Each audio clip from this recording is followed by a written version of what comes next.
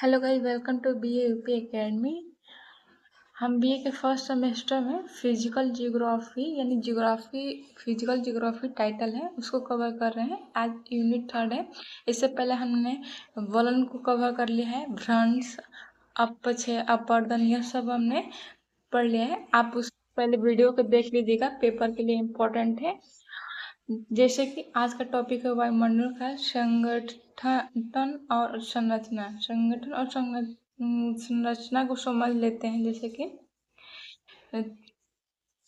संगठन का मतलब वायुमंडल किन किन चीजों से मिलकर बना है, जैसे कि नाइट्रोजन, ऑक्सीजन, कार्बन डाइऑक्साइड, जल, वाष्प और धूल कण। और जैसे कि संरचना, तो वायुमंडल की बनावटिया परत कैसी है, जैसे कि क्षोभमंडल, सब तापमंडल, ये सब पढ़ते हैं। तो ये संगठन और संरचना, इसका मतलब बनावट भी हो सकता है।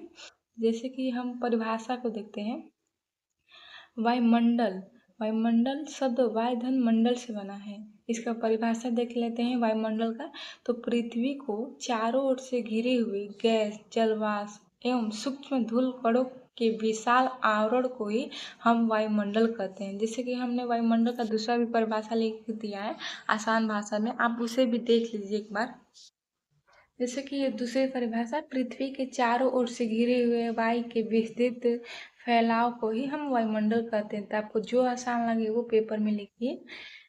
तो जैसे कि अब आगे हम आपको समझाते हैं। जैसे कि वायुमंडल की संगठन, तो वायुमंडल की बनावट सामान्यतः ऊंचाई के अनुसार परिवर्तनशील रहता है। जैसे कि nitrogen, oxygen, argon, carbon dioxide, ये सब हमारे वायुमंडल की गैसें हैं, जो हर गैस का अपना अपना इम्पोर्टेंट है। जैसे कि नाइट्रोजन 78% पाया जाता है, जैसे कि 78.08% है। तो हम लगभग 78% ही याद करते हैं। तो इसके बिना आग पर नियंत्रण कठिन होता है। यह पौधों में प्रोटीन निर्माण में सहायक होता है। जैसे कि ऑक्सीजन, यह 20% है, यानी 20.9% है। तो हम 20% ही कहते हैं। तो यह जीवन दायिनी गैस है और श्वसन के लिए जरूरी है। आर्गन, जैसे कि आर्गन हमारे वायुमंडल में 0.93% है। कार्बन डाइऑक्साइड 0.03% है। कार्बन डाइऑक्साइड ग्रीन हाउस को प्रभावित करते हैं और प्रकाश, पौधों के लिए प्रकाश संश्लेषण के लिए बहुत ही महत्वपूर्ण है। जैसे कि अन्य गैसें भी हैं, जैसे नियन है, हीलियम है, हाइड्रोजन है, जीनोन है और ओजोन है।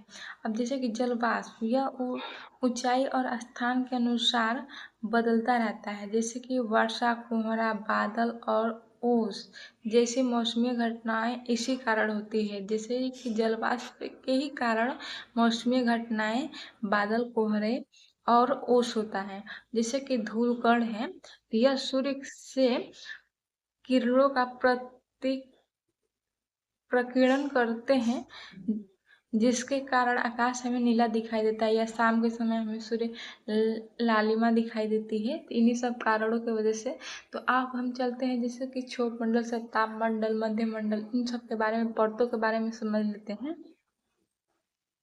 जैसे कि वायुमंडल की संरचना यानी परतों, मैंने समझाया परतें कैसे बनती हैं, कैसे क्या है। तो जैसे कि पहला परत आता है क्षोभमंडल। तो इसकी ऊंचाई 18 किलोमीटर है। ध्रुवों पर अलग हो जाती है और विषुवत रेखा पर, ध्रुवों पर जैसे 8 किलोमीटर और विषुवत रेखा पर 18 हो जाती है इसकी ऊंचाई। तो वायुमंडल का यह सबसे निचला और घना भाग है। यहाँ पर बादल, वर्षा, आंधी, तूफान जैसी मौसमी घटनाएं होती हैं, इसी परत पर होती है। जैसे कि मौसमी घटनाएं जितनी भी हैं इसी परत पर होती हैं। हम इसमें ही मौसम घटनाएं होती रहती हैं। तो अब अगला परत है जिसकी आप विशेषता भी इसका कर लिख सकते हैं, एक एक पॉइंट डालकर। जैसे कि अब तापमंडल है, इसकी ऊंचाई 8 किलोमीटर से लेकर 50 किलोमीटर है। इसमें तापमान स्थिर रहता है, बाद में तापमान धीरे धीरे बढ़ता रहता है इसमें। तो यह मौसम शांत और शुष्क रहता है। यह हवाई जहाज उड़ाने के लिए है। और ओजोन परत इसी लेयर में पाई जाती है। 20 से 22 किलोमीटर ऊंचाई तक ओजोन परत पाई जाती है। और पराबैंगनी किरण से पृथ्वी की रक्षा भी करते हैं। इसी परत में हमें ओजोन परत मिलता है और हमें यूवी रेस से भी रक्षा करती है। तो तापमंडल की ऊंचाई क्या है आप लिख सकते हैं पेपर में। तापमान स्थिर होता है, मौसम शांत रहता है और ओजोन परत इसी लेयर में पाई जाती है। तापमंडल के बारे में आप इतना लिख सकते हैं। पेपर में लॉन्ग क्वेश्चन बनता है और वेरी लॉन्ग क्वेश्चन बनता है, दीर्घ उत्तरीय और लघु उत्तरीय बनता है इसे क्वेश्चन वायुमंडल से। तो जैसे अब अगला टॉपिक है मध्यमंडल। इन सब का फिगर में मैं दिखाऊंगी। जैसे कि मध्यमंडल, इसकी ऊंचाई 50 किलोमीटर से लेकर 80 किलोमीटर की ऊंचाई तक है। इस परत पर धूल कण नहीं मिलते हैं और वायुमंडल की सबसे ठंडी परत होती है। यह अंतरिक्ष से आने वाली सभी उल्का पिंड इसी में जलकर नष्ट हो जाती हैं। यानी जितनी भी उल्काएं पिंड आती हैं इसी में जलकर नष्ट हो जाती हैं। इसी कारण पृथ्वी पर आ नहीं पाती हैं। इसका तापमान 100 डिग्री सेल्सियस तक गिर जाता है। और जैसे कि अब अगला है आयन मंडल। तो आयन मंडल की ऊंचाई होती है 80 किलोमीटर से लेकर 640 किलोमीटर तक। इसमें विद्युत आवेशित कण पाए जाते हैं। यह एक पृथ्वी से भेजी गई रेडियो तरंगों को वापस लौटकर रेडियो संचार को संभव कर बनाती है। यानी जिसमें रेडियो संचार, जैसे हम रेडियो सुनते हैं उसका संचार इसी में होता है। अब जैसे कि अब बहिर्मंडल है, इसकी ऊंचाई 700 किलोमीटर से अंतरिक्ष में विलीन हो जाती है और यह वायुमंडल की सबसे बाहरी परत है। यह हवा में अत्यधिक विरल होती है। जैसे मौसमी संबंधित घटनाएं नहीं होती, इसमें मौसमी संबंधित घटनाएं नहीं होंगी, उसमें होंगी। क्षोभमंडल में मौसमी घटनाएं होती हैं, इसमें नहीं होती हैं। इसमें कृत्रिम उपग्रह होते हैं और इसी मंडल में स्थापित किए जाते हैं। जैसे कृत्रिम, जैसे मानवधरा सैटेलाइट होते हैं, इसी मंडल में स्थित होते हैं। इस परत में हाइड्रोजन और हीलियम जैसे गैस पाए जाते हैं। यानी हाइड्रोजन हीलियम गैस जैसे हल्की गैस है, इसी में पाई जाती है।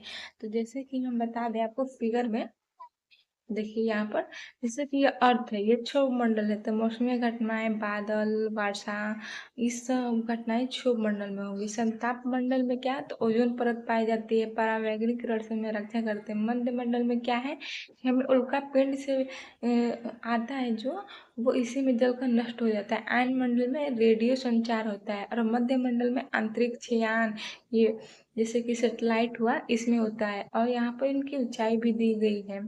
तो जैसे कि हमने बताया कि यहाँ पे देखिए, जैसे कि ऊपरी परत का अध्ययन करने को वायु विज्ञान एरोलॉजी कहते हैं और निचली परत के अध्ययन को ऋतु विज्ञान यानी मेट्रोलॉजी कहते हैं। तो आप इसको ध्यान रखिएगा, ये कंपटीशन के लिए है। पेपर में आप इतना ही लिखते हैं तो बहुत अच्छा मार्क्स मिलता है आपको।